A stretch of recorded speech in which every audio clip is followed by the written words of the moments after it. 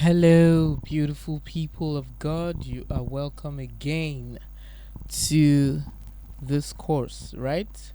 This is module 2 of vMix live streaming mastery for churches. In this module, we'll be setting up vMix for church services. This module will provide a detailed guide on setting up vMix for live church services, from installing and configuring the software to adding inputs such as cameras and audio, and integrating presentation tools for a seamless worship experience. By the end of this module, you will have a complete vMix setup that is ready for live church services. Lesson 1: Installing and configuring vMix. The objective of this lesson is to learn how to install vMix, navigate its interface, and configure the initial settings to get started with live streaming. So the first thing we're going to do is to download and install vMix. We simply go to vMix official website. You can search for vMix in Google. vMix download to take you to its official website, where you can download. As you can see here, you can download the latest version of the software. You can choose between the free trial or the paid version, depending on your church's requirements. So you follow the on-screen instructions to install vMix on your computer. Okay, once you have had it installed, this is how it looks once you open up vMix. Once you have installed vMix, you can get the shortcut straight from here, and I'll come right on this and double click. Right, it's loading.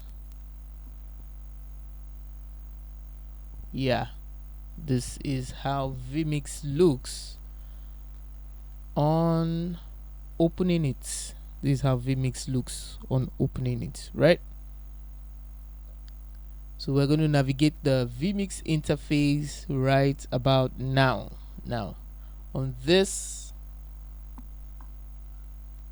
right hand side, we see this is the program window.